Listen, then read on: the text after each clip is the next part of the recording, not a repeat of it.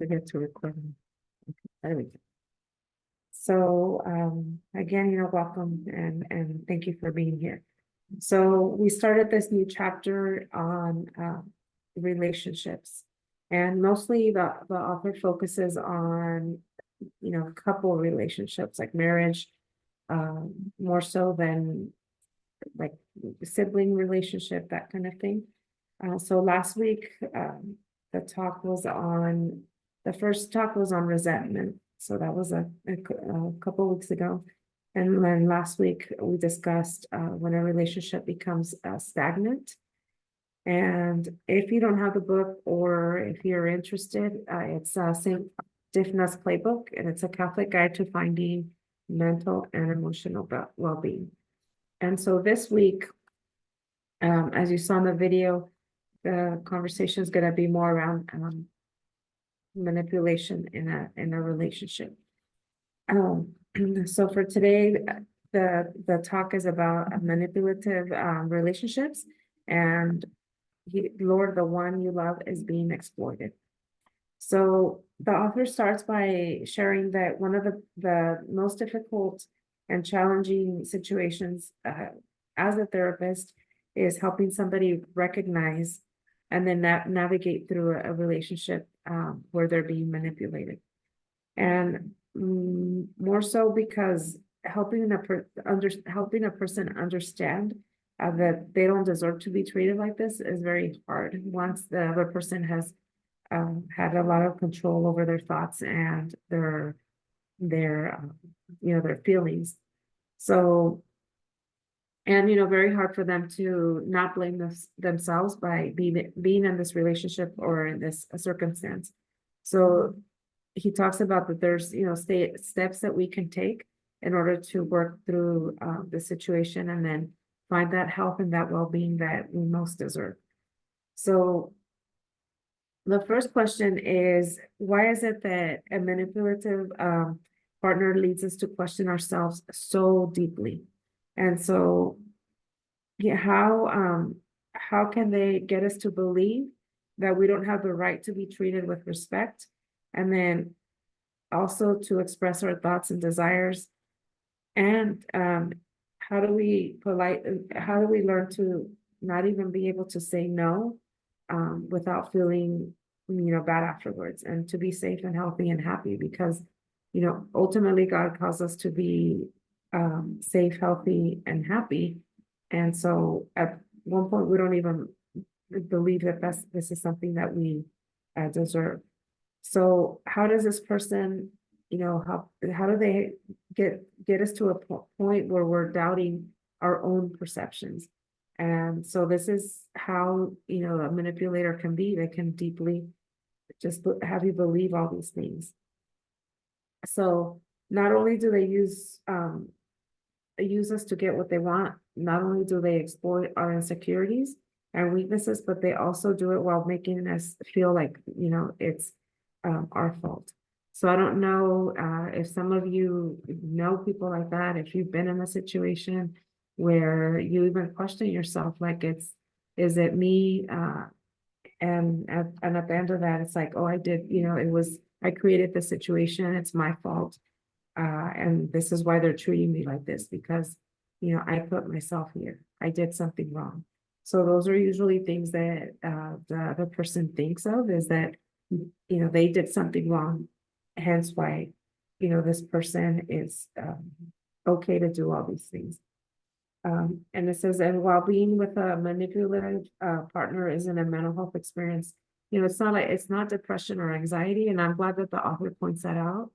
But it can become that, because after long-term situation like this that comes from your relationship, where you don't feel safe, you don't feel supported, and if you matter that you matter in the relationship, it can definitely create these mental health issues. So, I also like that he addressed that as Catholics, it can be sometimes difficult to recognize that we are being manipulated, because in our Christian faith, it calls us to love unconditionally, to think of others first, and to pour ourselves out of out for our loved ones without considering, the cost and ourselves first. And so as we, earlier, through our lectio divina, we talked about, or we reflected on Corinthians, that scripture, clearly says, this is how God called us to love. But sometimes, people can distort it and change that. But Jesus doesn't want us to be manipulated or used as a tool for another getting what they want when they want it. And that's very important to know. So being a good Christian doesn't mean that we're called to be a doormat. And that's, one of the statements that the author makes, is that, although God calls us to love one another, and love unconditionally, he also doesn't want us to be, a doormat to other people. So and then he notes also that Christ calls us to give 100% of ourselves to other people, especially our spouse. But then he also, the other person also has to give 100% of themselves to us. So and I believe it was either Marcus or Jose said it earlier, that we're called to help each other grow in holiness, and embrace the gift of salvation, Christ offers us. But we're not at the cost of us hurting others emotionally, mentally, or their physical well-being.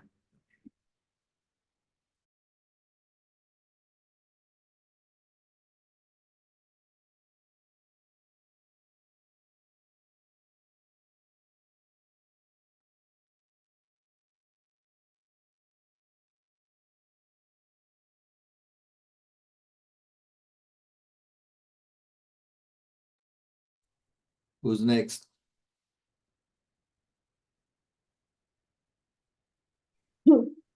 Sorry, I'm not doing myself. We can take over. We can take over from here, Jolie. Okay, thank you. Yeah. So that's key. What Jolie was sharing, that God doesn't want us to expose ourselves to this kind of treatment. It's like having a bully around us. That's exactly what bullies do. Put the other individual down, call out their weaknesses, to shame them and bring down their self-esteem, so they can feel bad about themselves, and they could get their way with them. And it's sad to say that could happen also in our relationships, in any relationship, as with your spouse, or also between siblings. So this type of behavior is not acceptable. And being a manipulator is just, says being manipulative isn't just having influence. What they do is it can be difficult to recognize when we're being manipulated by a partner. So it's important to define what manipulative relationship is, and their behaviors. So there's an exercise to undo the influence that through mental distortion and emotional exploitation, with the interior to seize power. That's what someone wants to do: control and have privileges at the expense of others. I guess when you feel weak, you tend to act like you're bigger.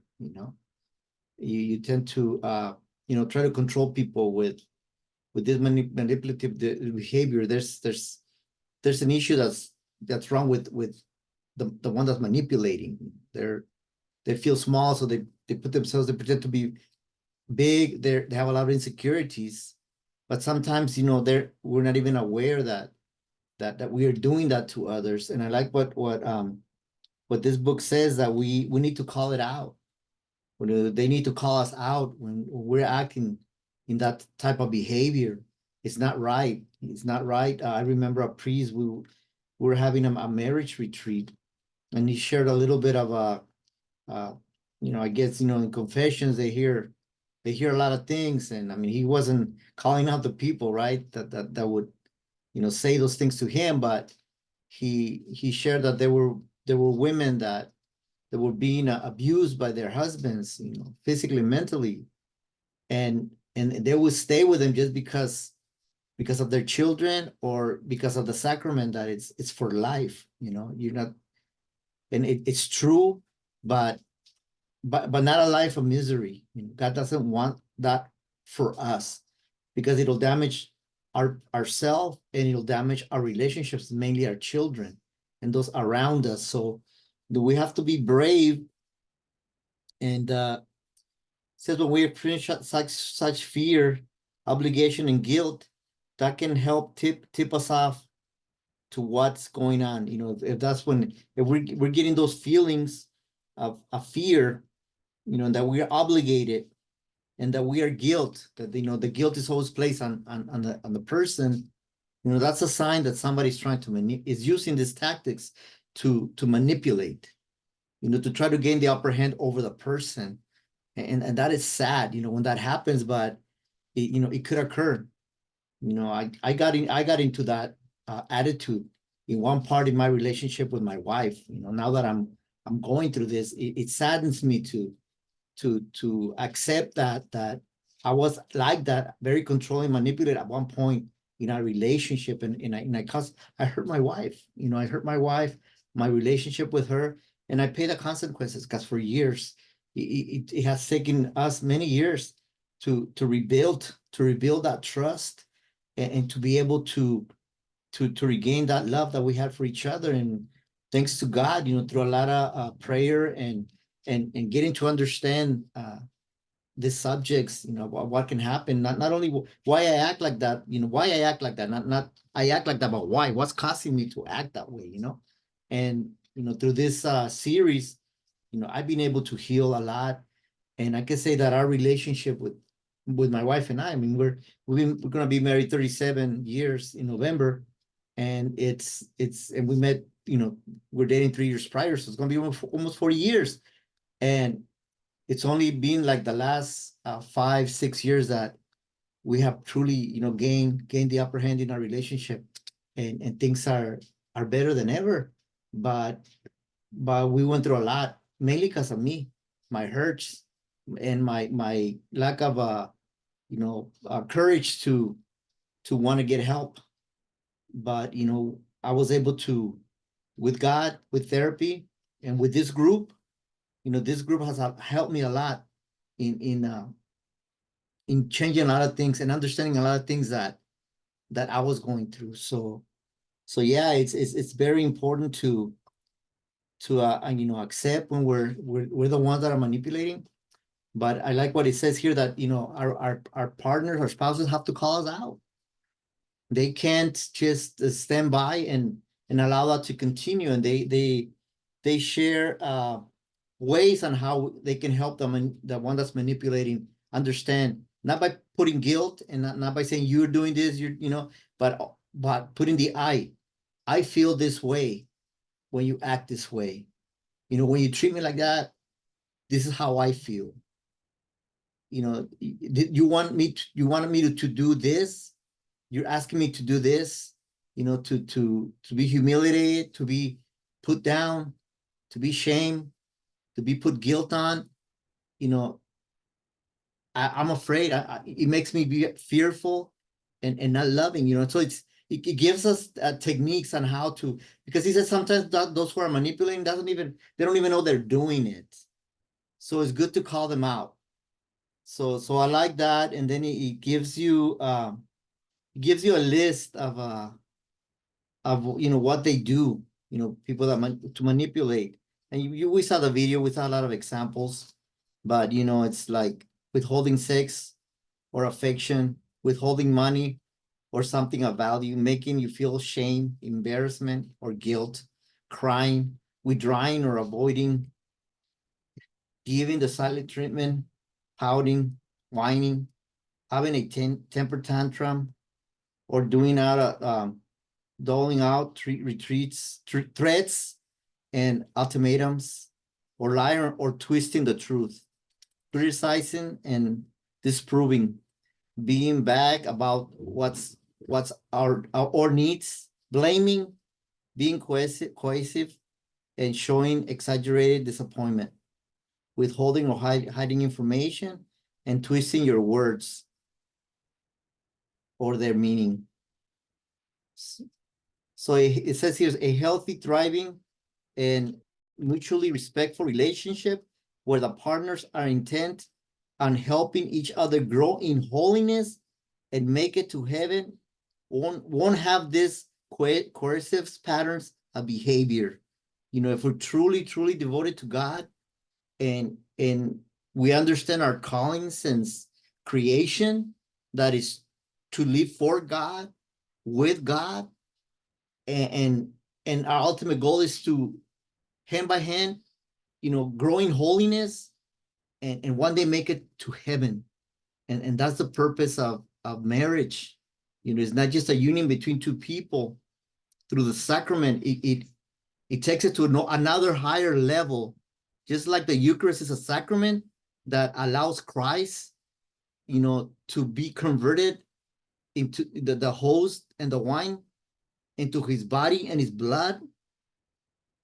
When God turned the union of man and a woman into a sacrament, it takes it to that whole other level where we are capable. It's something sacred now. And we have to view it from that point that we are, it's a sacred union that has the power to be converted into holiness, righteousness, beauty, when we see each other not just as an object, but as a whole person. So it's that's my take on this, and I turn it over to, I don't know, Monacho or Marcus, whoever wants to continue. Oh, yeah, so what do we do? It states here in the book that manipulations in a relationship, it's a form of emotional abuse and is never okay. It's an unhealthy way to interact in a relationship. So what can we do about it? The first thing we must do, we must recognize a maladaptive behavior for what it is.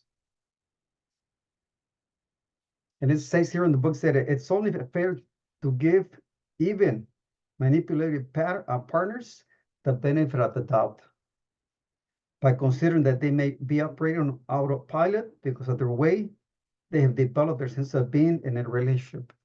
And that happens a lot. And we kind of text Yoli and I earlier, and especially with the Hispanic or Mexican community or Mexican culture.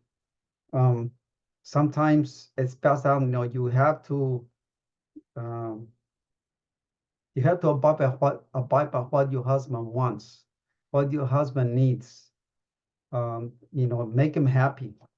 And they're walking on eggshells. They're like on the edge at all times, but because they want to make sure that the family or the stability of the family is okay, they allow that type of behavior to continue. They never put a stop to it. So it's something that the younger couples, I think they are becoming more and more aware of that manipulation, and then they try to stop it. And I imagine at times, marriages, they break up because one of the partners is not willing to change. They want to continue with the same type of pattern. It also states that even if you give somebody the benefit of the doubt, it's not to condone, justify their behavior, but rather to help those people that manipulate you to see, what they're doing and how they're actually harming us or harming the other partner.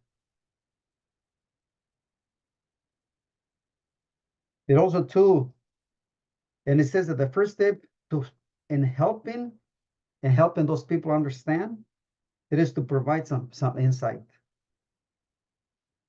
And to get the point across in the most effective way possible, we have got to be sure to use our best communication techniques to let our partner know what's happening, and that isn't going to continue.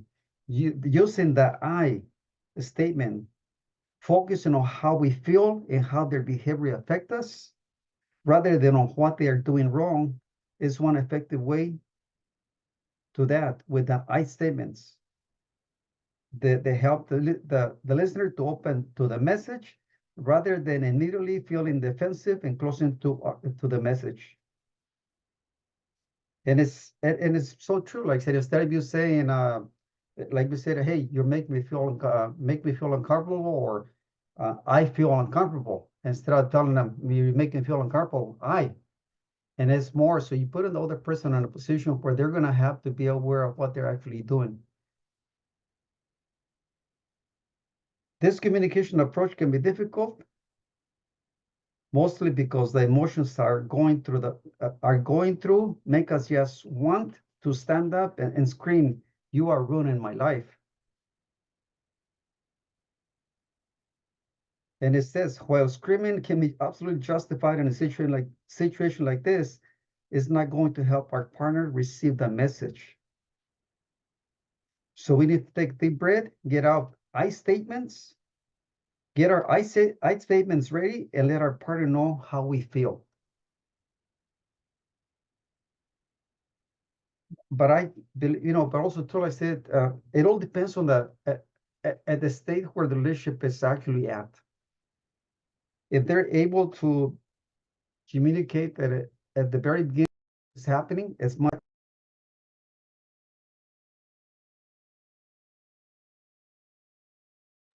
Your mic is off, Nacho.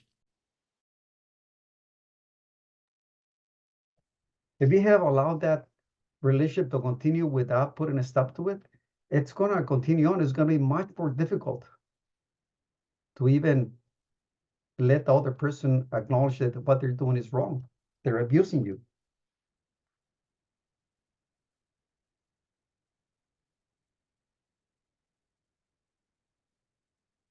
It says that calling out the behavior once established within the relationship needs to happen in the moment. Hang on, I'm feeling like this is a little manipulative or coercive. That often starts the behavior in its tracks. And if our partner has good intentions, can lead to corrective behavior. So like the book said, if you stop it early, then you're gonna have a productive response. But if you let it continue going on, it's going to be much more difficult. And it says, in addition to recognizing manipulative behavior and calling it out effective communications, we must treat this behavior as a big deal that must be worked through and dealt with.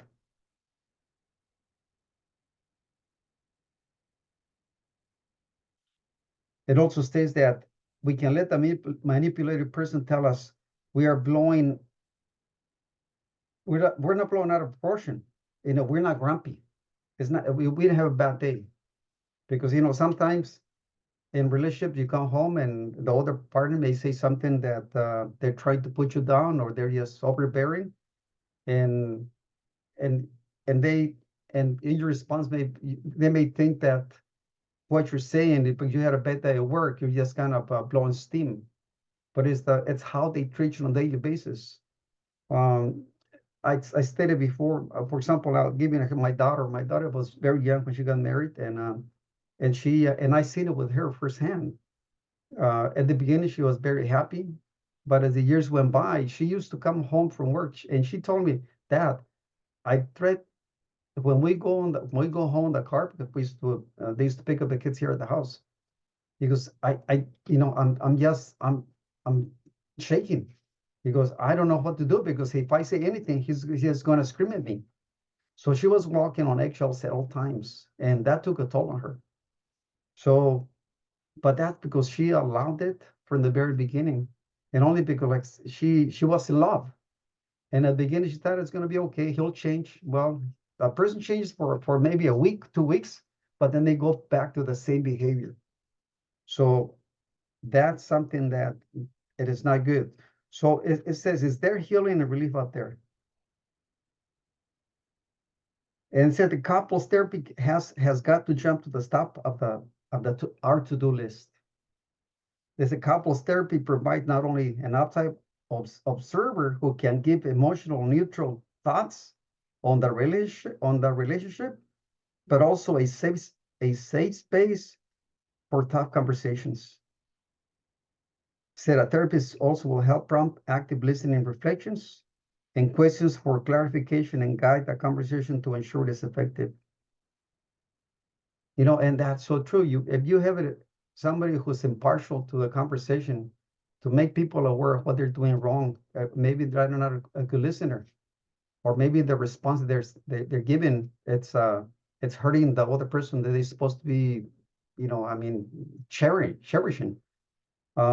If they're not aware, they're going to continue with the same pattern, you know, and it's not only on this book's on relations, but it can be also with our boss, the way our boss treats people out in the office, you know, especially with women.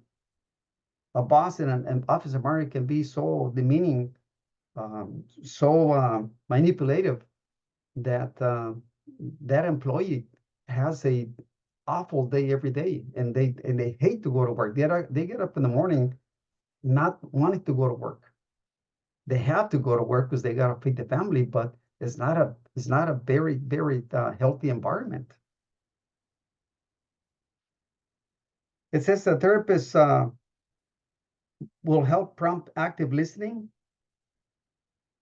It also will help us learn these skills so we can use them at home. And it's got to be done not only while you're there in the therapy, but also you got to do it throughout the whole week. Every day of the week has to be taken advantage. So the more you practice to do it, the more you do it, it becomes like second nature, and you can stop that pattern of abusive, manipulative relationships. It says that Preston Nye explains a way we might learn to communicate as we work to get our relationships back to where it needs to be.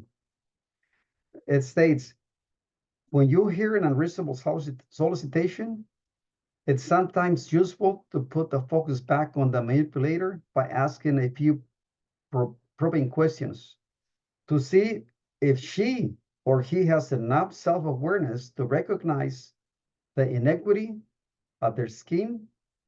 For example, does this seem reasonable to you? Does what you want from me sounds fair? Do I have a say in this? Are you asking me or telling me? So what do I get out of this? Are you really expecting me to? And then it says restate the inequitable request.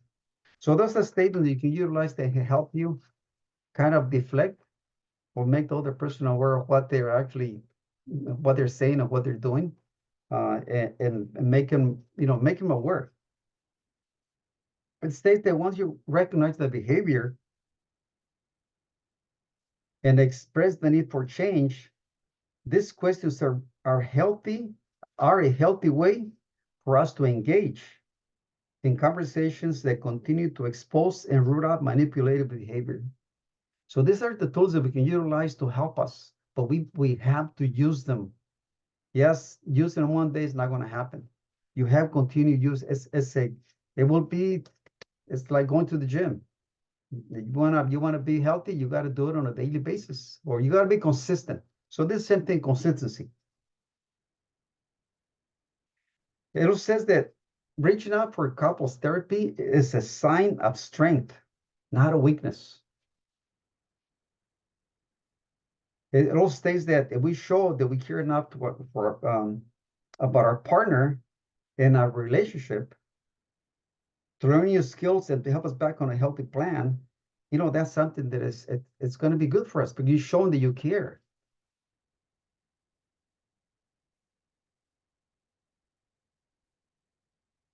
Another topic that is covered here is if you feel that you're in a manipulative relationship where your safety may be at stake, or the safety of your children, you need to get out of there. You need to seek help.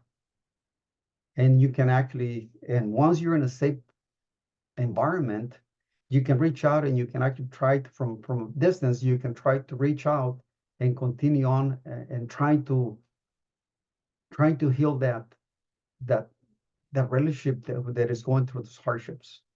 And at times it's not going to work because it got to the point where um, the partner may be too abusive, and it can take it to a next level where they can actually hurt or kill the person.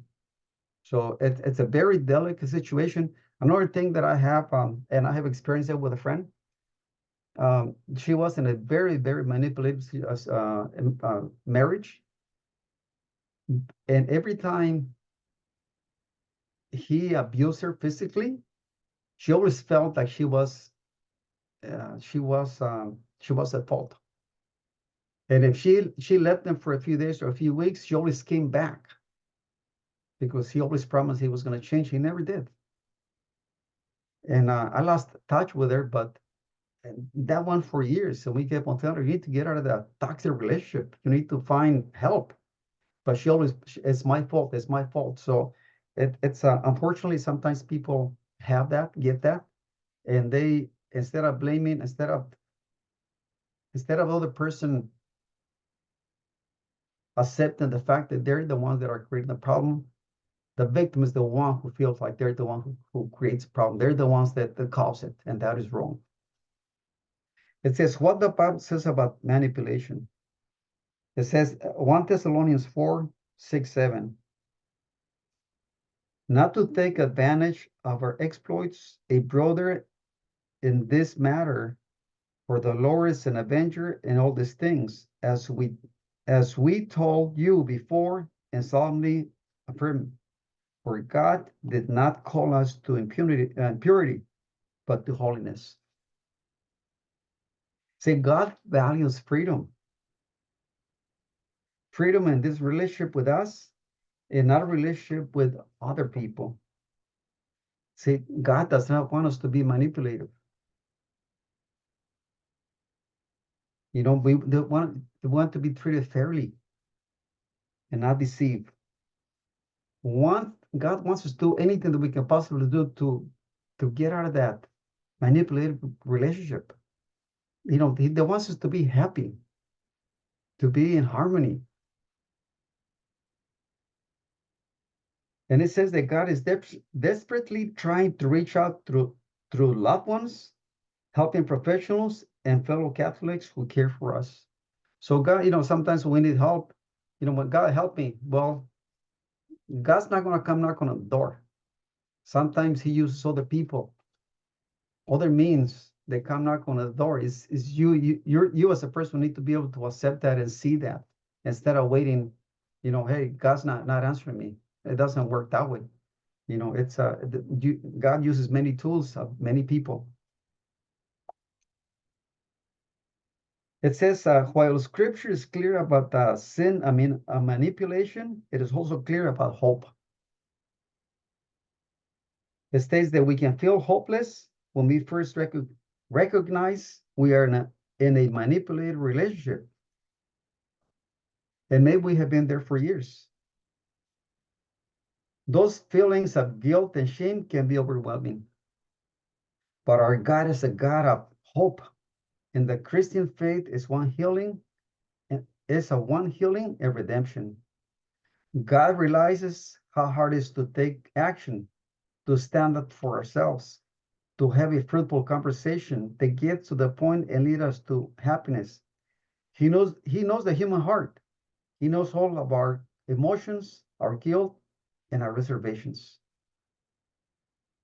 God wants us to be happy. God wants us to fight that manipulative relationship and overcome it. But like I said, we gotta reach out.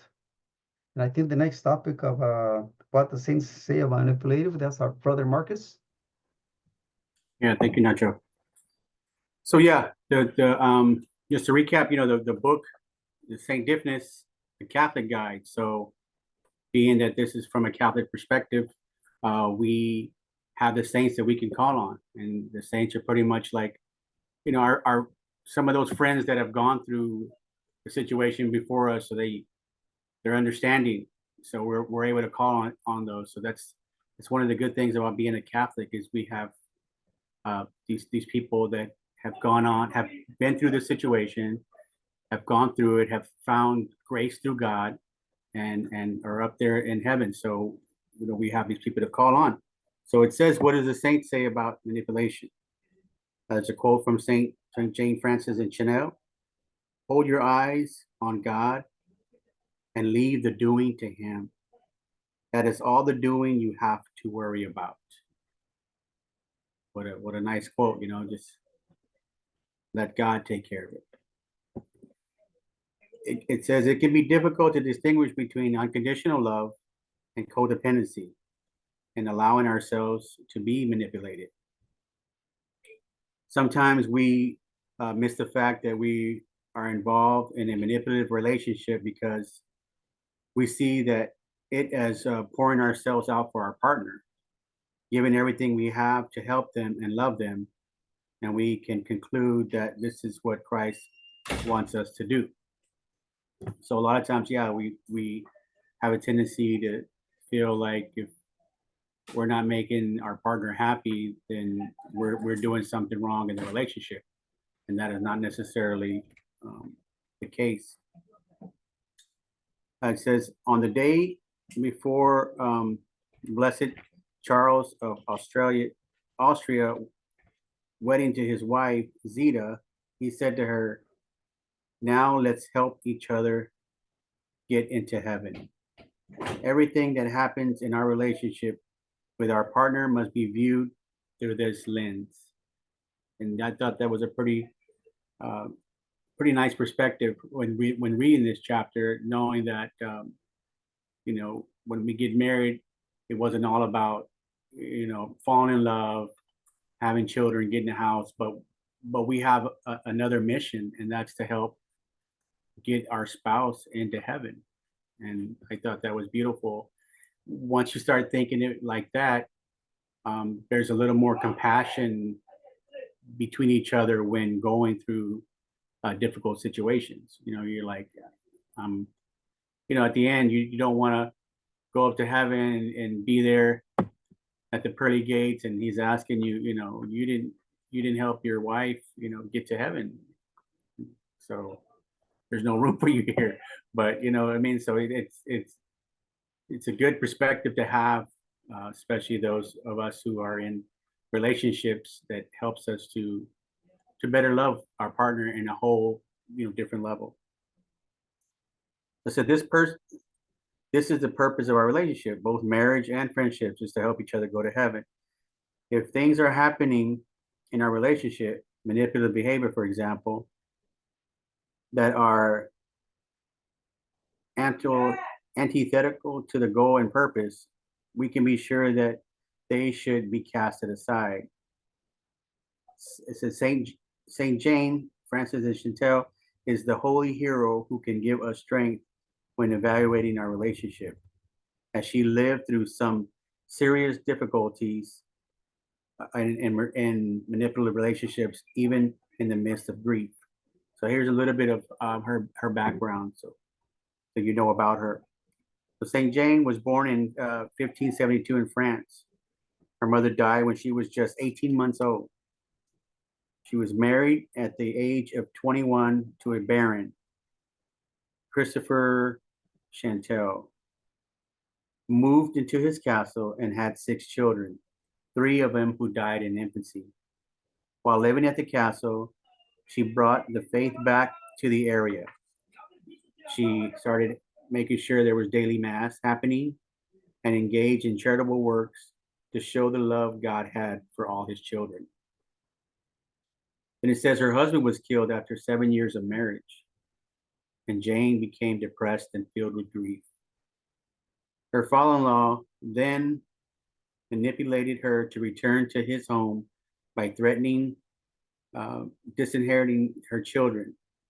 After putting up with the manipulative relationship that caused her anguish, grief, and spiritual desolation, so Jane met St. Francis de Sales, and her life was forever changed. She found her heart set ablaze by his words. After working with him through spiritual direction, which included making the decision to continue to care for her father-in-law. She went on to found the Congregation of Visitation. It's a religious order that had 86 homes in the time of her death in 1641. It says St. Jane shows us that it's possible to have been in a manipulative relationship and yet not let the relationship define us or her. It says the author saw it as a sign of great hope that God can still work marvels and wonders in our life, in spite of all our trials and tribulations. It says it brings the author hope that we all have friends in heaven who understand our experiences and know exactly what to beg God for on our behalf, with no questions or explanations necessary.